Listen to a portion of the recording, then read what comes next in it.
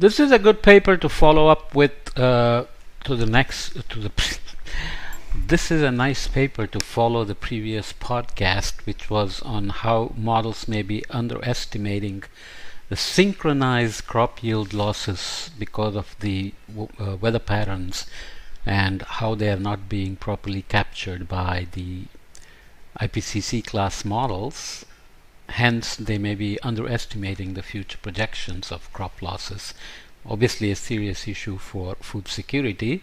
Another serious food security issue is already playing out among the many, of course. Extremes, droughts, wildfires, temperatures, ozone, everything is affecting crop yields. But warmer temperatures primarily drive explosion of microbes, not all of them good, of course. And in a country like India, warm temperatures in March, April, May can explode the microbe population, and then rains come and spread it around.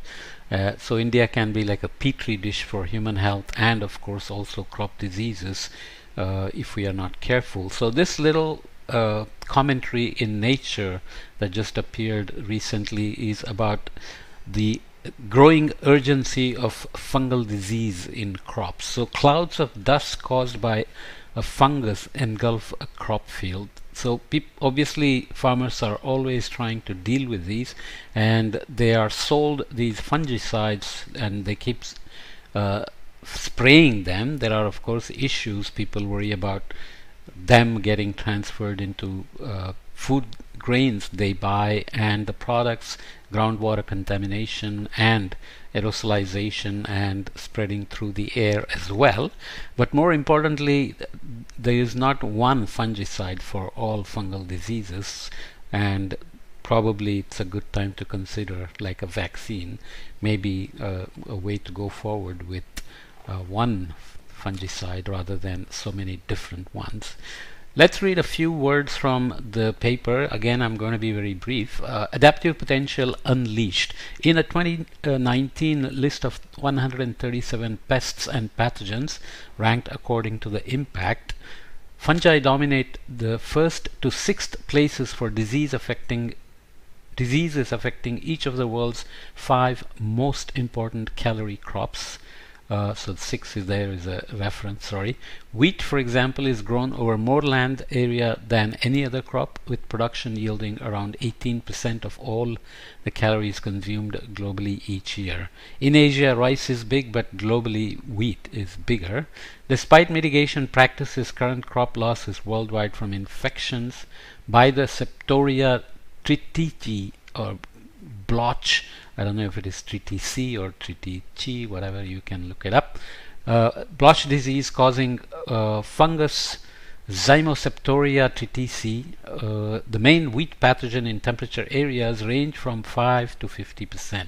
So there are many mitigation practices like fungicide, but current crop losses are still as high as 5 to 50%.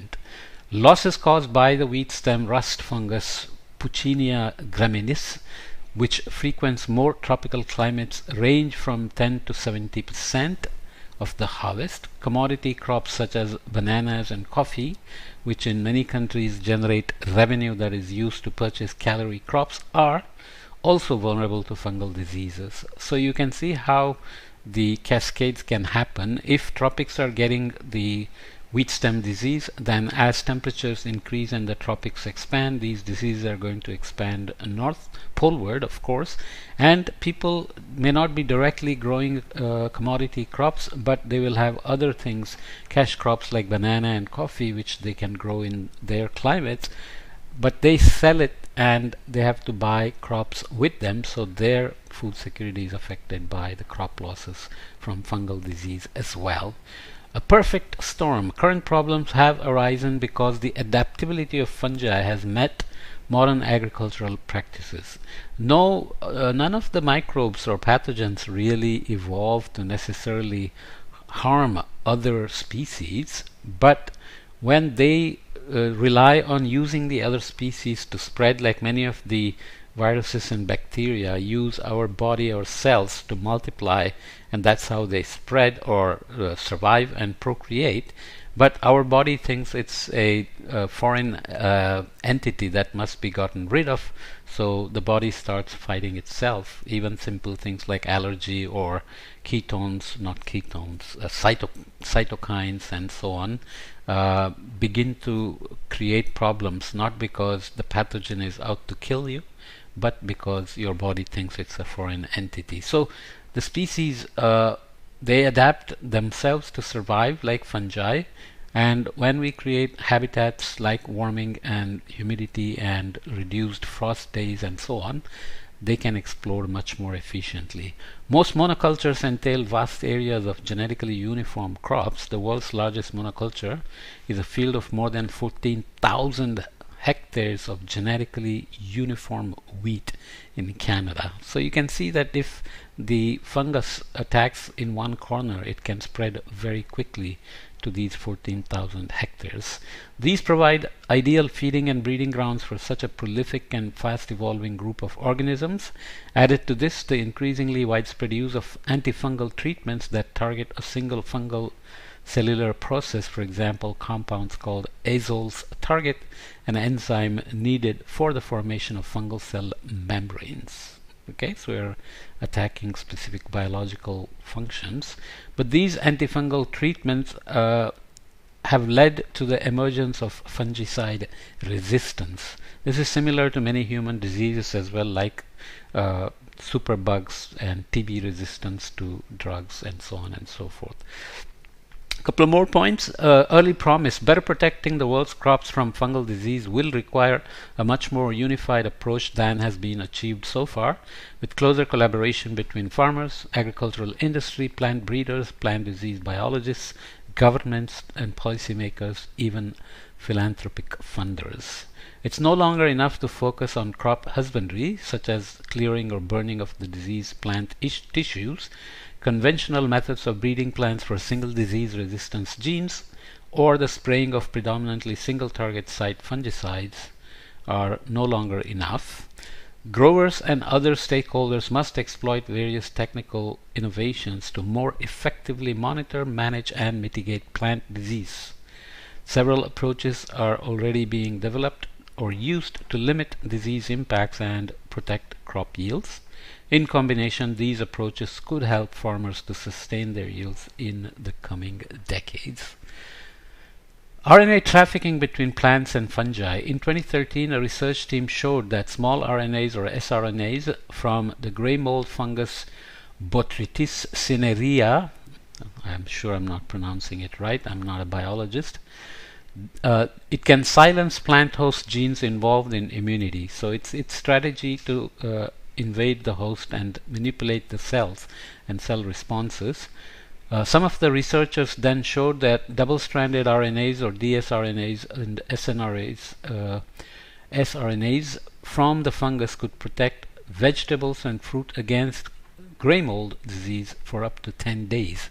However, RNAs usually encapsulated in tiny vesicles are not only transferred from fungus to the host, plant hosts also dispatch vesicles to suppress fungal virulence genes. So this genetic transfer and the way fungi can manipulate their host to survive and procreate and spread actually are very smart evolutionary traits. They are ever harder to control. The use of antifungal is becoming increasingly widespread in agriculture. This is leading to more fungicide-resistant pathogens. As we said, to look at some data, concentration of EC50 epoxiconazole in parts per million from 2006 to 2018. You can see this super exponential increase here.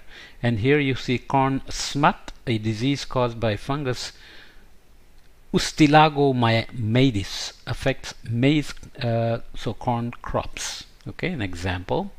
Here is a quarantined banana farm near Cairns in Queensland, Australia, to protect it. So Australia, for example, is incredibly stringent about what you can bring into the country, especially fresh fruits and vegetables, because it's an island, and like Hawaii, doesn't want external pathogens coming in and taking hold in their environment, because then they become endemic and then they have a big problem on their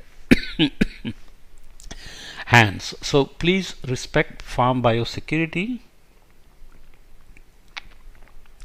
For access, please phone. So basically the plantation is quarantined to protect the bananas from a disease. Excuse me for that. Okay. A global body for plant health. This is what is recommended by the authors. Between January 2020 and January 2023, the UK Research and Innovation Council allocated around $686 million to COVID-19 research, and almost 225,000 papers on COVID-19 were published globally. We conducted a search on Scopus and Web of Science database using COVID and SARS-CoV-2 as keywords for grabbing these numbers. During the same period, the UKRI spent around 30 million on fungal crop research, and globally, around 4,000 papers on crops and fungal diseases were published. So again, from the same sources. Given that food security engenders health and well-being, agriculture and farmers are arguably just as crucial to human health as medicine and healthcare providers.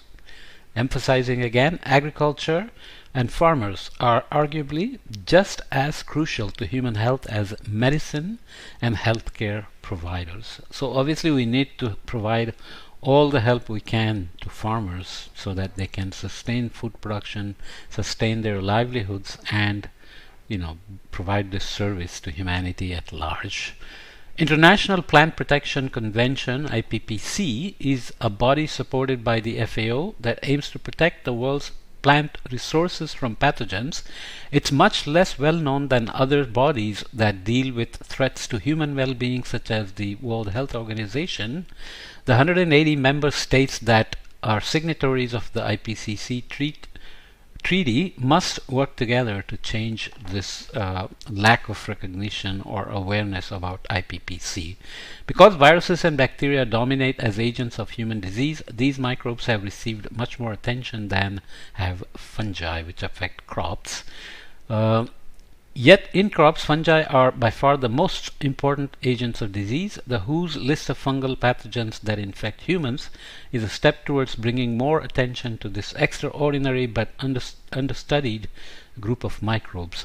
But addressing the greatest threats to food security and so to human health must include tending to the devastating impacts fungi are already having and will keep having on the world's food security. So nutrition security, food security, and general cascades into productivity, morbidity, mortality can hardly be underestimated or overemphasized. So this is a good paper as a follow-up to the previous paper, which was much more focused on globally synchronized weather patterns that affect crop diseases and create synchronized crop losses. Okay, and with the global movement of grains and people, the spread of pathogens and fungi is also facilitated. So these are not just local fungal concerns, but they can get global very quickly as well. Warming temperatures and humidity, reduced frost days, as I said before, are always drivers, along with monoculture as a predominant agricultural practice. So let me leave this here.